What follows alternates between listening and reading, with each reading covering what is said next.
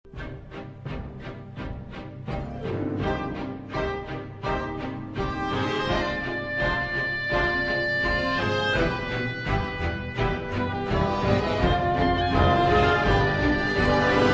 and girls of every age, wouldn't you like to see something strange? Come with us and you will see this our town of Halloween.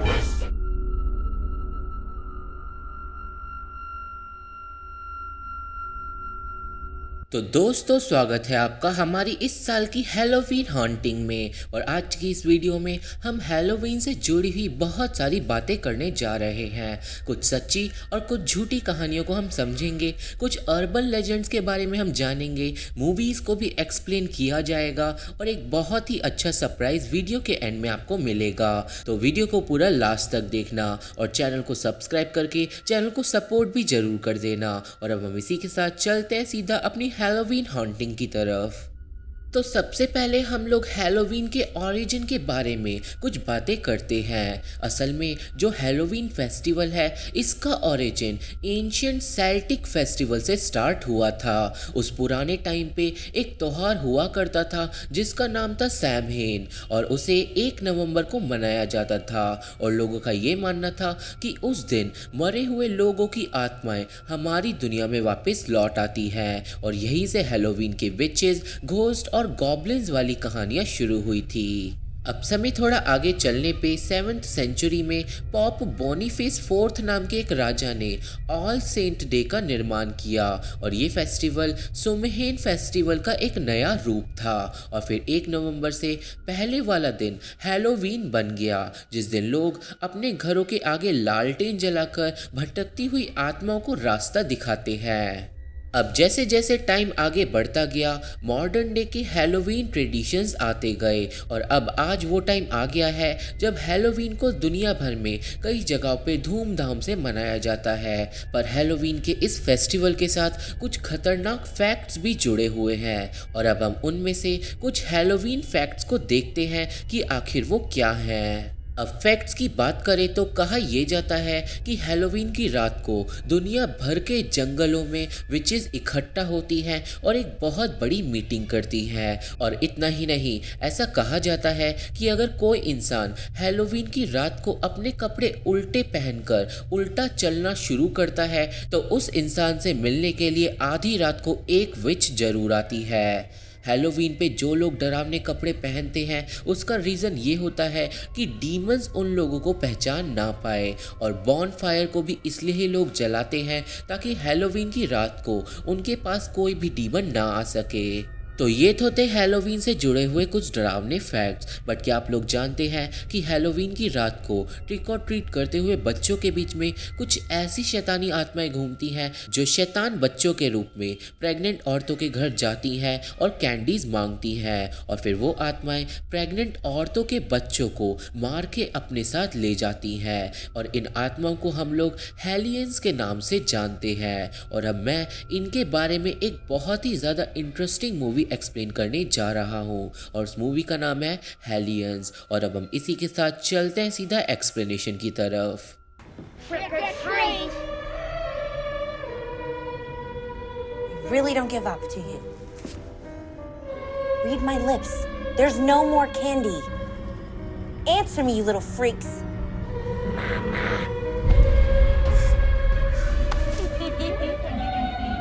Get the hell out of here. तो movie शुरू होती है एक छोटे से town को दिखाते हुए जहाँ पे हैलोवीन सीजन चल रहा होता है। और फिर हमें डोरा और उसके बॉयफ्रेंड जेस को दिखाते हैं, और वो दोनों आज रात हैलोवीन पार्टी में जाने का प्लान करते हैं। अब डोरा को याद आता है कि उसे हॉस्पिटल में जाना है चेकअप के लिए, और वो वहाँ से हॉस्पिटल भागती है। और फिर डोरा मिलती है अपने डॉक्टर हेनरी से, और डॉक्टर हेनरी बताता है कि डोरा प्रेग्नेंट है। और ये बात सुनकर डोरा को बहुत ज़्यादा शॉक लगता है, क्योंकि वो सिर्फ 17 साल की है और वो इस बात को अपनी फैमिली को भी नहीं बता सकती। और फिर डोरा दुखी होकर वहाँ से चली जाती है। अब डोरा घर पहुंचती है जहाँ पे उसे कुछ भी समझ नहीं आता और आज शाम को डोरा को हैलोवीन पार्टी में भी जाना होता है और फिर डोरा को अपने घर के बाहर ट्रिक और ट्रीट करता हुआ एक अजीब बच्चा दिखाई देता है। अब कुछ देर बाद डोरा की माँ डोरा के भाई रैमी को लेकर ट्रिक और ट्रीट्स करने के लिए चली जाती है और डोरा घर में अकेली रह जाती है। अब डोरा हैलोवीन पार्टी में जाने के लिए एक एंजल की ड्रेस पहन लेती है और वो ये फैसला करती है कि वो पार्टी में ही जाने के बाद जेस को बताएगी कि वो प्रेग्नेंट है। अब तभी कोई बेल बजाता है और दरवाज़ा खोलने पे वही अजीब बच्चा ट्रिक और ट्रीट लेने के लिए आया हुआ होता है और वो बच्चा डोरा को घूरता रहता है जिससे डोरा को अजीब फील होता है और वो कैंडी देकर दरवाज़ा बंद कर देती है। अब रात हो जाती है पर जेस डोरा को लेने नहीं आता और डोरा जेस को फ़ोन करने की भी कोशिश करती है पर जेस फ़ोन भी नहीं उठाता और फिर दो अजीब बच्चे डोरा के घर पे फिर से कैंडी लेने के लिए आ जाते हैं। अब डोरा देखती है कि उन बच्चों ने डोरा के घर की डेकोरेशन को बिगाड़ दिया है और फिर डोरा उन बच्चों पे गुस्सा करके उन्हें वहां से भागने को बोलती है पर तभी एक बच्चा अपना खून से सना हुआ हाथ डोरा के पेट पे रखता है और डोरा गुस्से में दरवाज़ा बंद कर देती है पर तभी डोरा के पेट में दर्द होने लगता है और उसे उल्टी हो जाती है और फिर डोरा अपनी डॉक्टर हेनरी को कॉल करती है और उसे घर आने के लिए बोलती है। अब हमें पता चलता है कि इस बार हैलोवीन पे पिंक मून नाइट है जो कई सालों में सिर्फ एक बार होती है और फिर वो अजीब ट्रिक और ट्रीट्स वाले बच्चे डोरा के घर पे अंडे फेंक कर मारने लगते हैं और फिर डोरा अपनी मॉम को कॉल लगाती है और उन्हें जल्दी घर पे आने के लिए बोलती है पर उसकी मॉम बोलती है कि अभी उन्हें आने में बहुत ज़्यादा टाइम लगेगा। अब तभी वो अजीब बच्चे फिर से कैंडी लेने के लिए डोरा के घर पे आ जाते हैं पर इस बार जब डोरा गेट खोलती है तो उसे बच्चों के कैंडी बैग में अपने बॉयफ्रेंड जेस का कटा हुआ सर दिखता है और ये देखकर डोरा बुरी तरह डर जाती है और दरवाज़ा लॉक कर लेती है और हम ये समझ जाते हैं कि वो बच्चे कोई मामूली बच्चे नहीं हैं। अब घर की घड़ियां सुपर फास्ट स्पीड से चलने लगती हैं और डोरा पुलिस को फ़ोन लगाती है और उन्हें सब कुछ बता देती है और पुलिस बोलती है कि हम मदद भेज रहे हैं तुम अपने घर के सारे दरवाजे लॉक कर दो और फिर जब डोरा घर के दरवाजे लॉक करने जाती है तो घर के अंदर ही बहुत तेज हवा चलने लगती है जबकि घर का कोई भी दरवाज़ा नहीं खुला होता और फ़ोन अचानक ही कट जाता है।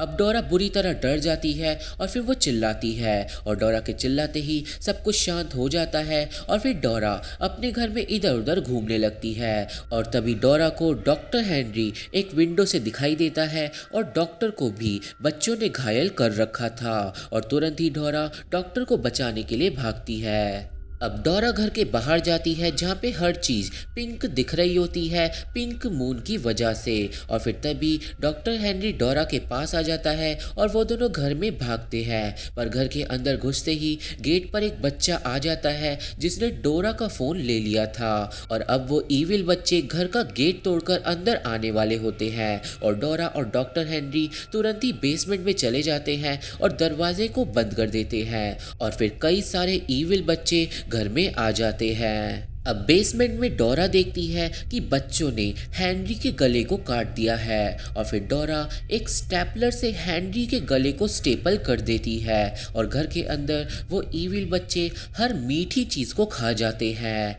अब तभी डोरा के पेट में दर्द होने लगता है और जब डॉक्टर डोरा को चेक करता है तो उसे पता चलता है कि डोरा अचानक ही 4 महीने की प्रेग्नेंट स्टेट पे पहुंच गई है और इसका मतलब डोरा का प्रेगनेंसी टाइम किसी वजह से बहुत तेज हो गया है। अब डोरा घबरा जाती है और डॉक्टर को बोलती है कि मेरे पेट में जो भी है उस चीज़ को जल्दी से जल्दी बाहर निकालो पर यह काम करने के लिए डॉक्टर को डोरा को हॉस्पिटल ले जाना होगा और तभी वो ईविल बच्चे बेसमेंट का दरवाज़ा तोड़ने लगते हैं। अब डोरा और डॉक्टर हेनरी किचन की शाफ्ट में से बाहर भागते हैं पर वो ईविल बच्चे बेसमेंट में आ जाते हैं और हेनरी को पकड़कर उसे बुरी तरह मार डालते हैं पर डोरा घर के किचन में शाफ्ट से पहुंच जाती है और फिर डोरा घर में छुप छुप के आगे बढ़ती है पर जैसे जैसे वो आगे बढ़ती है वैसे वैसे एक ईविल बच्ची छत पर उसके साथ चल रही होती है। और फिर वो बच्ची छत से नीचे उतरकर डोरा की तरफ बढ़ती है।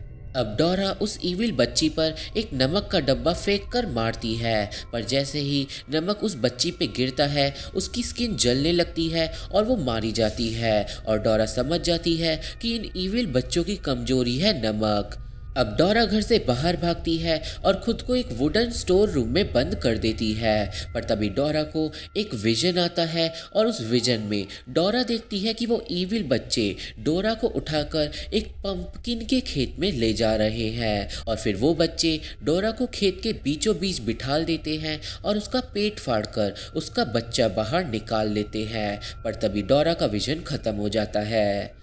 अब तभी डोरा के अंदर से खून निकलने लगता है और फिर वो खून पूरे स्टोर रूम में भरने लगता है और डोरा उस खून में डूबने लगती है। पर इससे पहले डोरा खून में डूब पाती, एक पुलिस वाला वहाँ पे आ जाता है और दरवाज़ा खोल देता है और सारा का सारा खून गायब हो जाता है। अब डोरा पुलिस वाले को सब कुछ बताती है और पुलिस वाला डोरा को शांत करता है और फिर पुलिस वाला डोरा के घर में तलाशी लेने के लिए जाता है, जहाँ पे उन्हें मिलता है हेनरी, जो एक चेयर पे पुतलों की तरह बैठा हुआ होता है और उसके सर पे एक पंपकिन लगा हुआ होता है। और जब पुलिस वाला हेनरी को हिलाता है तो हमें पता चलता है कि हेनरी का सर उन बच्चों ने काट दिया है। अब पुलिस वाले को दीवार पे बने कुछ अजीब निशान दिखते हैं, जिन्हें देखकर पुलिस वाला समझ जाता है कि हेलियंस डोरा के पीछे पड़े हैं, क्योंकि हेलियंस का पाला पहले पास्ट में पुलिस वाले के साथ भी पड़ चुका है। अब पुलिस वाला बताता है कि हेलियंस प्रेग्नेंट औरतों से उनके बच्चे चुराने आते हैं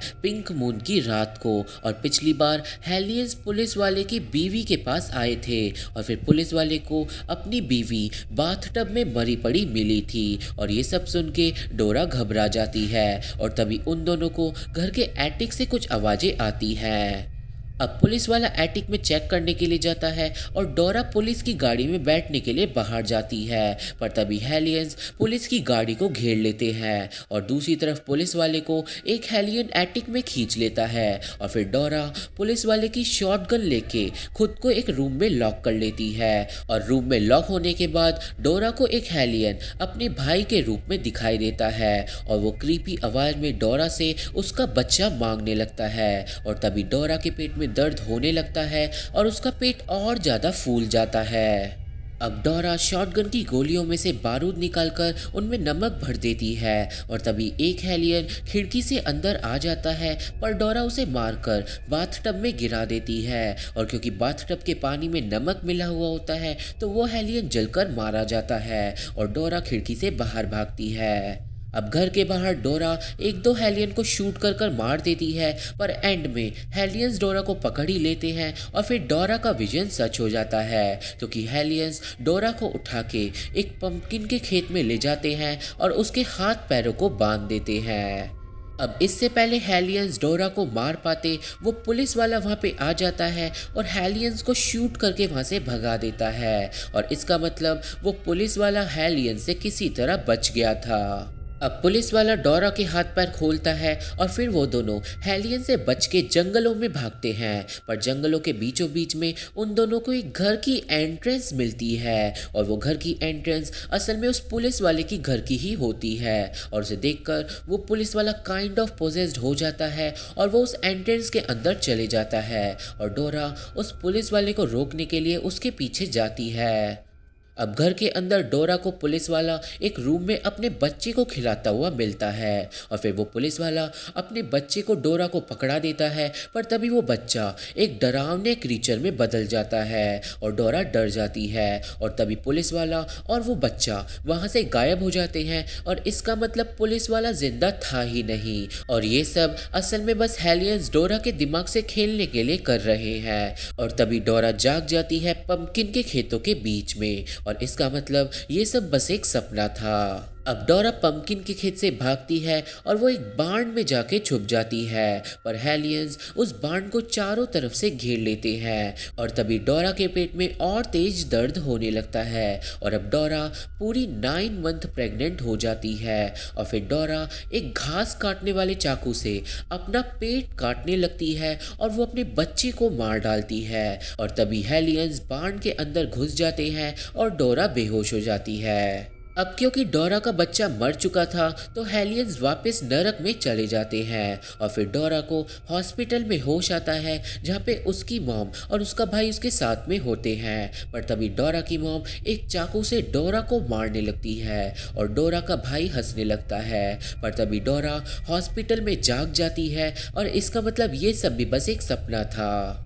अब डोरा हॉस्पिटल के रूम से बाहर निकलती है और फिर वो एक बेबी रूम के पास जाके बहुत सारे बच्चों को देखती है और डोरा को रियलाइज होता है कि उसे अपने बच्चे को मारने की बजाय उसे बचाने की कोशिश करनी चाहिए थी और मूवी यहीं पे ख़त्म हो जाती है। तो ये थी एक्सप्लेनेशन हेलियंस मूवी की, जो कि एक अच्छी हॉरर मूवी है हैलोवीन पे देखने के लिए। और आप लोग ये मूवी मेरे टेलीग्राम चैनल पे जाके देख सकते हो। और अब हम इसी के साथ चलते हैं आगे अपनी हैलोवीन हॉन्टिंग में। This is Halloween, this is Halloween. Pumpkins scream in the dead of night. This is Halloween, everybody make a scene. Trick or treat, Tell the neighbors on your diaphragm. It's our town. Everybody scream. It's time of Halloween. I am the one hiding under your bed. Teeth ground sharp and eyes glowing red. I am the one hiding under your stairs. Fingers like snakes and spiders in my hair. This is Halloween. This is Halloween. Halloween. Halloween. Halloween. Halloween.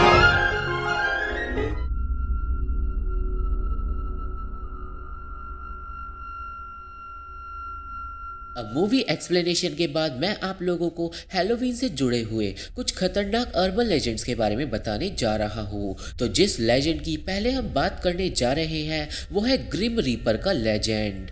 तो Grimm reaper असल में एक figure है जिसे लोग मौत से जोड़ते हैं। ग्रिम रीपर एक हड्डियों के ढांचे जैसा दिखता है और वो एक ब्लैक रोब पहन के घूमता है और ग्रिम रीपर मरने के बाद लोगों की आत्माओं को अर्थ से ले जाता है। ग्रिम रीपर पहली बार 14th सेंचुरी में सामने आया था जब यूरोप में ब्लैक डेथ नाम का एक प्लेग चल रहा था जिसमें हजारों लोग मारे गए थे। और कहा यह जाता है कि ग्रिम रीपर हैलोवीन के समय लोगों को आसानी से दिख सकता है और आजकल तो लोग ग्रिम रीपर को हैलोवीन डेकोरेशन में भी यूज करते हैं।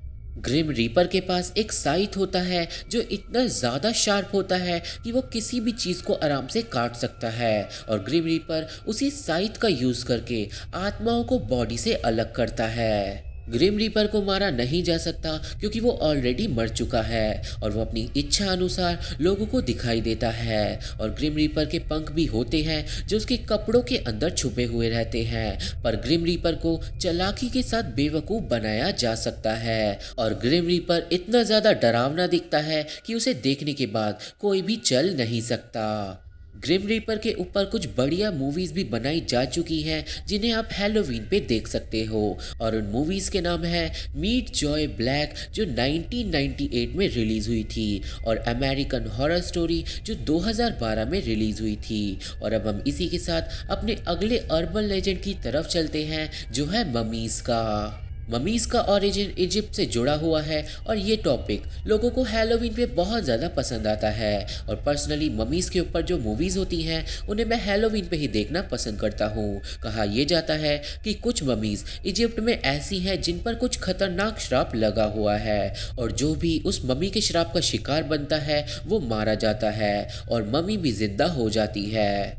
मम्मी के पास सुपर नेचुरल स्ट्रेंथ होती है और उस पर गोलियों का कोई भी असर नहीं होता, पर मम्मी को बम से उड़ाकर मारा जा सकता है और मम्मी को जलाया भी जा सकता है। पर जो बड़े बड़े राजाओं की मम्मीज होती हैं उन पे कुछ एक्स्ट्रा ऑर्डिनरी पावर्स भी होती हैं। राजाओं की मम्मीज किसी कीड़े मकोड़े का रूप ले सकती है, रेगिस्तान में तूफान को ला सकती है और वो कीड़े मकोड़ों को कंट्रोल भी कर सकती है। और ऐसी ही कुछ खतरनाक मम्मीज के ऊपर आप लोग हैलोवीन पे मूवीज देख सकते हो जिनके नाम है द ममी जो 1999 में रिलीज हुई थी, द ममी रिटर्न्स जो 2001 में रिलीज हुई थी, the mummy Tom of the dragon emperor जो 2008 में रिलीज हुई थी और द ममी जो 2016 में रिलीज हुई थी। और अब हम इसी के साथ हैलोवीन हॉन्टिंग में आगे बढ़ते हैं। In this town we call home. Everyone hail to the pumpkin song. In this town, don't we love it now? Everybody's waiting for the next surprise. Round that corner and hiding in the trash can, something's waiting now to pounce and howl. and slimy green. Aren't you scared? Well, that's just fine. Say it once, say it twice. Take a chance and roll the dice. Ride with the moon in the dead of night. Everybody scream! Everybody scream!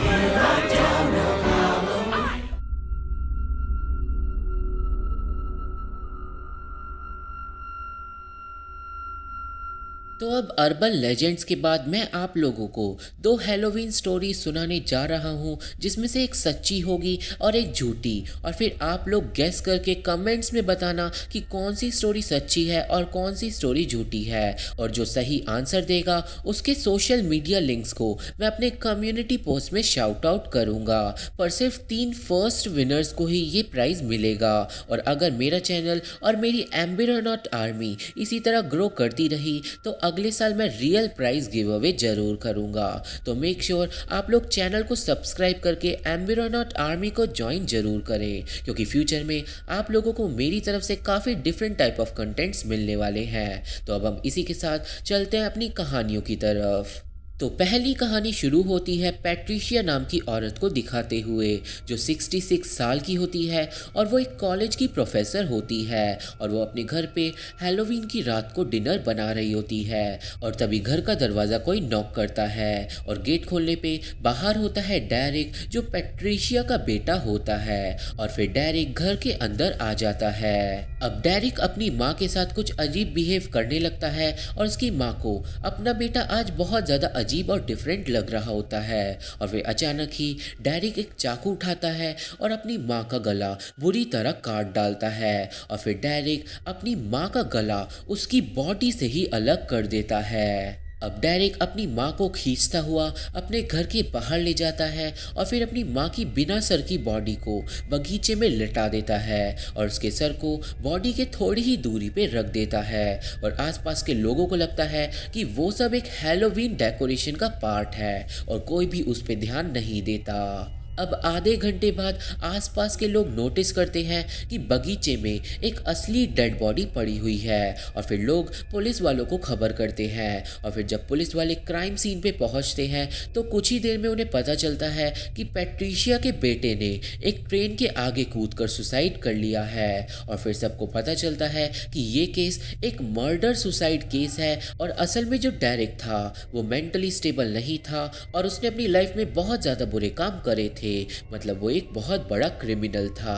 और अब हम यहाँ से चलते हैं अपनी next Halloween story की तरफ, जो शुरू होती है रेचल नाम की लड़की को दिखाते हुए। और वो हैलोवीन की रात को अपने घर पे अकेली होती है और उसके साथ होता है उसका पालतू कुत्ता। अब न्यूज़ पे रेचल को पता चलता है कि एक सीरियल किलर उसके एरिया में घूम रहा है और इसलिए रेचल सोने से पहले अपने घर के सारे दरवाजे लॉक कर लेती है। पर जो बेसमेंट का दरवाज़ा होता है उसका लॉक खराब होता है और मजबूरी में रेचल उस लॉक को खुला ही छोड़ देती है।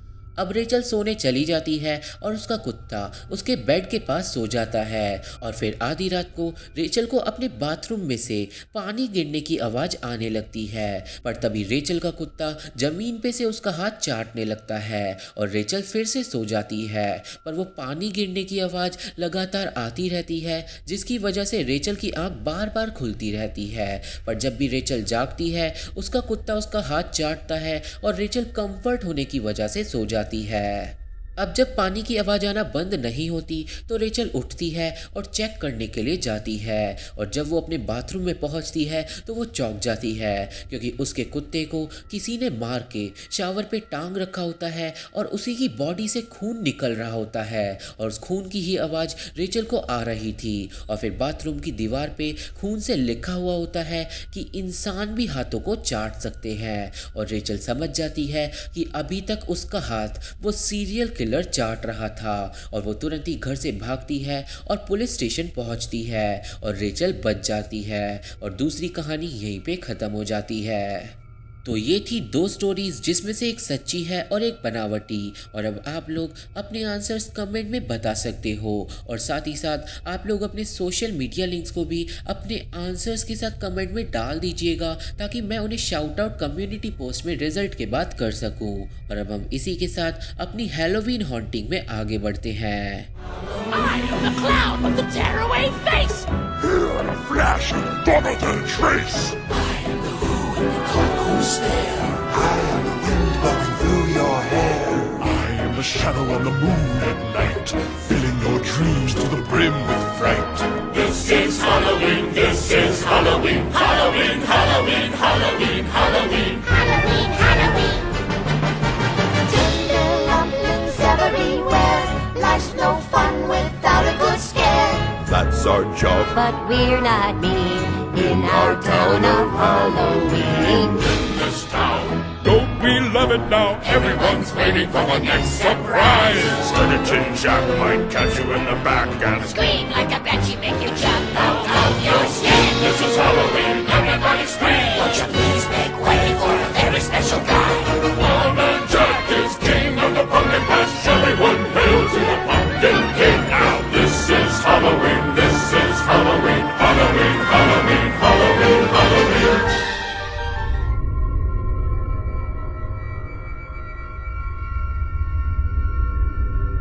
तो अब स्पूकी स्टोरीज के बाद मैं आप लोगों को इस वीडियो के सबसे स्पेशल पार्ट पे ले जाने वाला हूँ, जो कि एक ट्रू एक्सपीरियंस है जो मेरे खुद के साथ पास्ट में हुआ था, और वो एक्सपीरियंस ही मेरा रीज़न है जो मैंने ये चैनल स्टार्ट किया है। अपने इस एक्सपीरियंस को मैंने पिछली हैलोवीन हॉन्टिंग पे अनाउंस किया था, और अब इस हैलोवीन हॉन्टिंग पे मैं उसे एक्सप्लेन करने जा रहा हूँ। पर अपनी स्टोरी स्टार्ट करने से पहले मैं बोलना चाहूँगा कि अगर आपको इन चीज़ों पे यकीन नहीं है और आपको ये लग रहा है कि मैं झूठ बोल रहा हूँ, तो आप लोग ये वीडियो अभी के अभी बंद कर सकते हो, क्योंकि मैं नहीं चाहता कि मुझे अपनी स्टोरी के ऊपर नेगेटिव रिस्पॉन्सेस कमेंट में पढ़ने को मिले। और अब हम इसी के साथ चलते हैं सीधा मेरे स्केरियस्ट एक्सपीरियंस की तरफ। तो ये बात है 2018 की, जब मैं 10th क्लास में था और मेरा इंटरेस्ट हॉन्टिंग एंड घोस्ट में बहुत ही ज़्यादा था, और मैं हमेशा हॉरर मूवीज़ को अकेला देखता था, घोस्ट के बारे में सर्च करता था और विचक्राफ्ट की चीज़ों के बारे में पढ़ता था। और फिर 10th क्लास की इंग्लिश की बुक में मैंने एक चैप्टर में उइजा बोर्ड के बारे में पढ़ा, और उस चैप्टर का नाम था अ शेडी प्लॉट। मैंने उस टाइम पर काफ़ी चीज़ों को सर्च कर रखा था, पर उइजा बोर्ड का कॉन्सेप्ट मेरे लिए बिल्कुल नया टॉपिक था। और उसी के बाद मेरे को पता चला कि दुनिया में ऐसे बहुत सारे गेम्स हैं जिससे हम लोग स्पिरिट वर्ल्ड से कांटेक्ट कर सकते हैं, और उन गेम्स में सबसे ज़्यादा इफ़ेक्टिव उइजा बोर्ड होता है।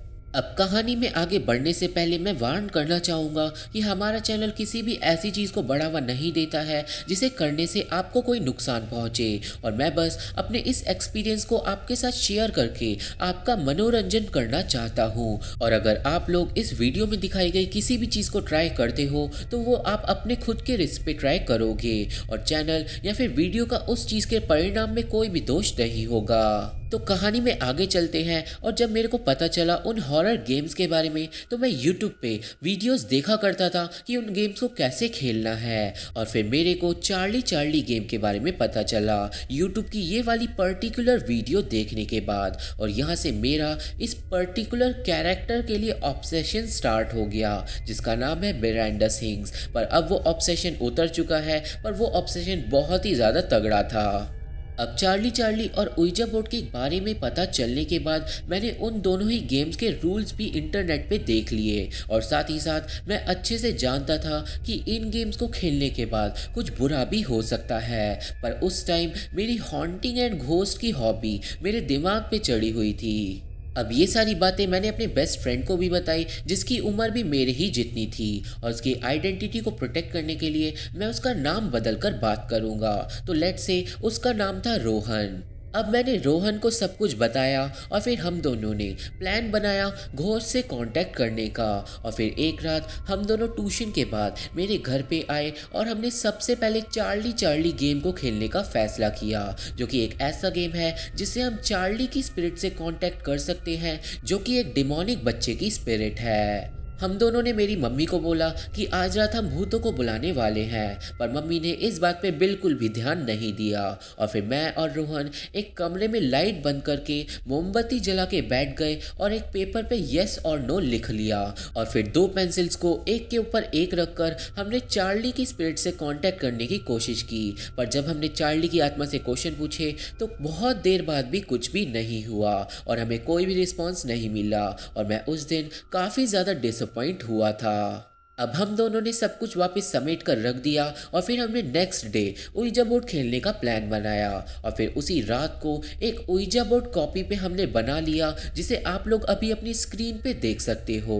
और फिर अगले दिन रात के टाइम 10 बजे फिर से रोहन मेरे घर पे आया और फिर हमने मम्मी को फिर से बोला कि आज हम भूतों को बुलाने जा रहे हैं और मम्मी ने बोला कि ठीक है, जब भूत घर में आ जाए तो मेरे को भी मिलवा दियो। अब मैं और रोहन फिर से रूम की लाइट बंद करके मोमबत्ती जला के उइजा बोर्ड को लेके बैठ गए। हमने कमरे के सारे दरवाजे बंद कर दिए और अंदर से कुंडी लगा दी और फिर हमने एक फोटो खींची जिसे आप लोग स्क्रीन पे अभी भी देख सकते हो। और फिर खेलने से पहले भी रोहन ने मेरी एक फोटो खींची जिसे आप लोग स्क्रीन पे अभी देख रहे हो। अब हम दोनों ने एक सिक्के को एक प्लैंचेट की तरह यूज करा और हमने उइजा बोर्ड वाली मूवी की मंत्र को यूज किया जो ये था कि as friends we gather hearts are true spirit near us we call to you. इस मंत्र को बोलते बोलते हमने सिक्के को बोर्ड के चारों ओर घुमाया और फिर हमने स्पिरिट से पूछा कि क्या हमारे पास कोई आत्मा है जो हमसे बात करना चाहती है, पर कुछ भी नहीं हुआ और मेरे को फिर से बहुत ज़्यादा डिसअपॉइंटमेंट हुई। पर इस बार हमने गेम को बंद नहीं किया क्योंकि उइजा बोर्ड का एक रूल ये भी होता है कि हमें पेशेंस रखनी होती है क्योंकि हो सकता है कि हमें स्पिरिट से जवाब आधे या फिर 1 घंटे बाद भी मिले। और फिर मैं और रोहन लगातार सवाल पूछते रहे। अब 20 मिनट बाद जब कुछ भी नहीं हुआ तो हमने फिर से वही मंत्र बोला और फिर से सवाल पूछा कि क्या यहाँ पे कोई आत्मा है जो हमसे बात करना चाहती है। और इस बार सिक्का धीरे धीरे हिलना स्टार्ट हो गया और वो यस पे चले गया और ये देखकर रोहन और मेरे रोंगटे खड़े हो गए। वो एक्सपीरियंस इतना ज़्यादा रियल था कि इस वीडियो की स्क्रिप्टिंग करते वक्त भी मेरे रोंगटे खड़े हो गए थे। अब रोहन और मैंने हिम्मत दिखाई क्योंकि हम कुछ भी गड़बड़ नहीं करना चाहते थे और फिर हमने उस स्पिरिट से उसका नाम पूछा पर सिक्का धीरे धीरे नो पे चले गया। और फिर मैंने एक बहुत ही बड़ी गलती करी। मैंने उस स्पिरिट से पूछा कि अगर तुम यहाँ पे हो तो अपने होने का सबूत दो और ऐसा करते ही मैंने उस स्पिरिट को अपने वर्ल्ड से कनेक्ट कर लिया और फिर तुरंत ही रोहन के पीछे वाला दरवाज़ा अपने आप खुल गया जबकि हमने उसकी कुंडी लगाई हुई थी और वो रोहन की पीठ पर लगा। और ये सब देखकर रोहन और मैं बुरी तरह डर गए और हम दोनों सब कुछ छोड़कर चिल्लाते हुए मम्मी के पास भागे। अब मैंने और रोहन ने मम्मी को सब कुछ बता दिया पर मम्मी को हमारी बातों पे बिल्कुल भी यकीन नहीं हुआ। और फिर थोड़ी देर बाद मैं और रोहन वापस उस रूम में गए और हमने बिना गेम को पूरा करे ही उइजा बोर्ड को फाड़ कर फेंक दिया।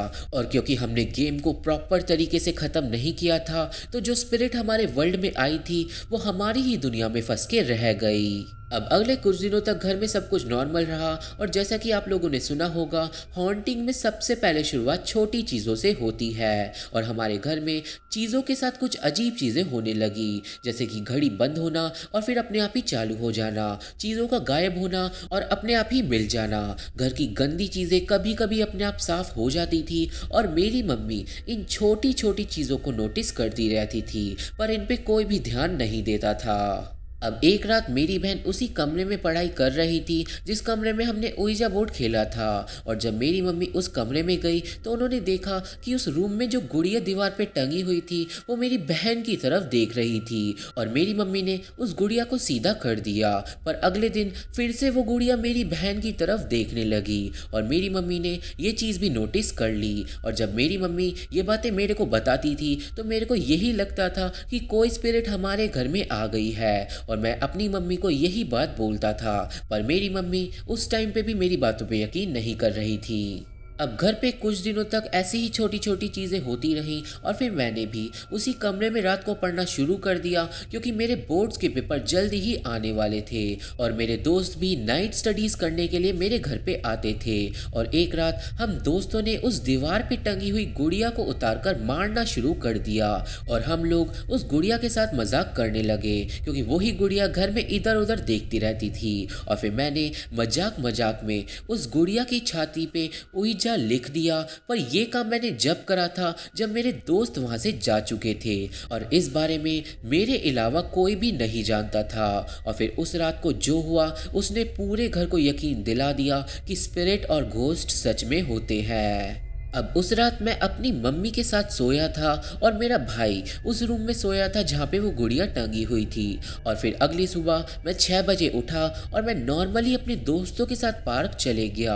और फिर पार्क से वापस आने के बाद मैं और मेरे दोस्त फिर से उस गुड़िया को उतार के उसका मजाक उड़ाने लगे। अब तभी मेरी मम्मी ने मेरे को किचन में बुलाया और उन्होंने मेरे को बोला कि ये गुड़िया आज मेरे सपने में आई थी। और फिर मेरी मम्मी ने अपना सपना बताना शुरू किया।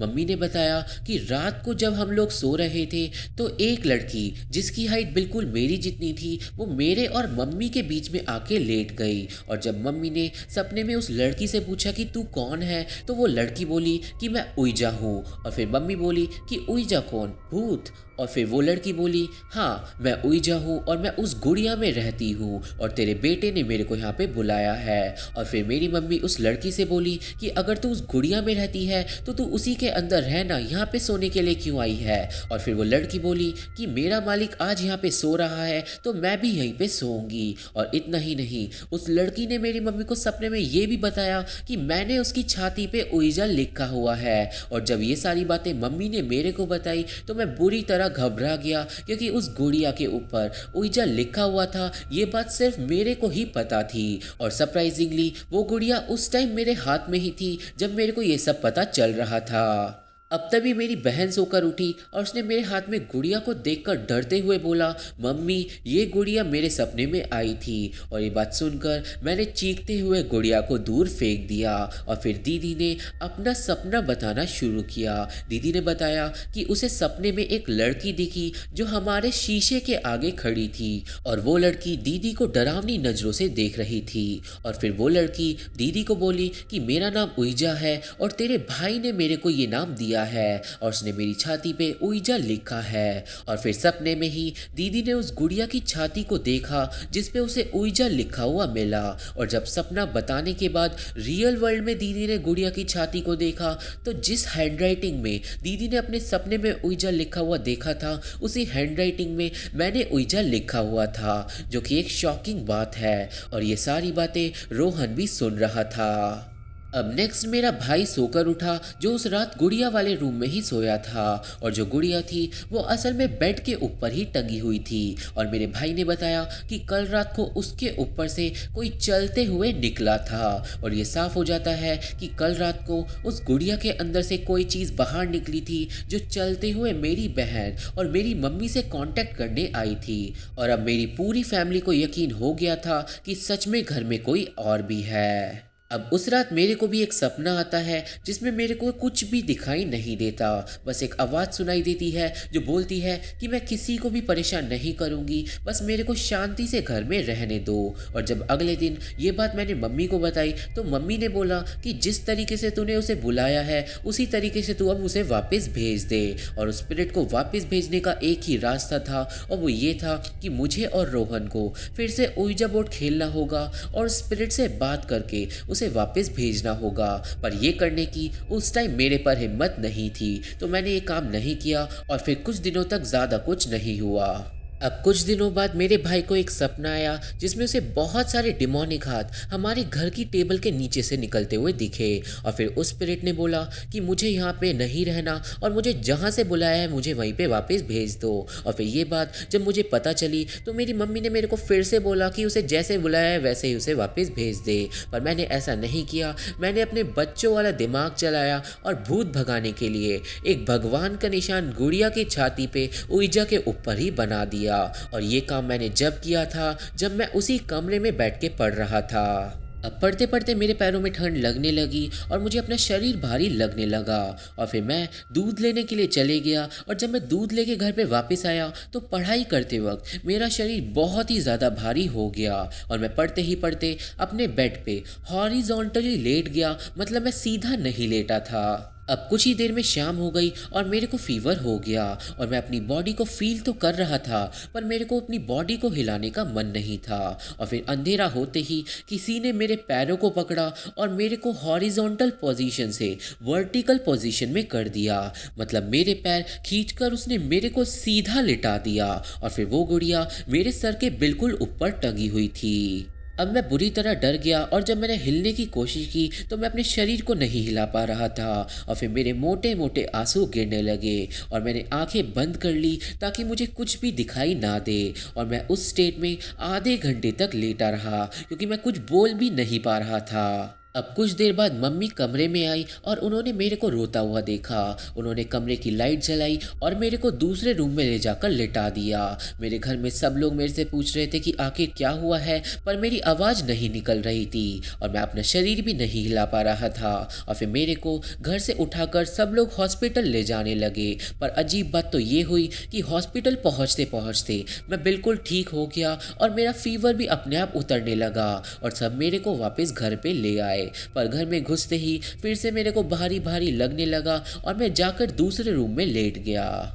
अब कुछ देर बाद मैं टॉयलेट करने के लिए गया, पर बाथरूम में जाते ही मेरी आंखों के आगे अंधेरा छाने लगा और मैं समझ गया कि मैं बेहोश होने वाला हूँ और इसलिए मैंने एक वाटर पाइप को कसकर पकड़ लिया जो छत तक जा रही थी। पर अचानक ही वो वाटर पाइप छत पर से किसी ने ऊपर की तरफ खींच ली और मैं नीचे गिर गया और मेरी गिरने की आवाज़ सुनकर मम्मी वहाँ पे आई और उन्होंने मेरे को उठाकर बेड पे लिटाया और सब लोग बहुत परेशान भी हो गए थे।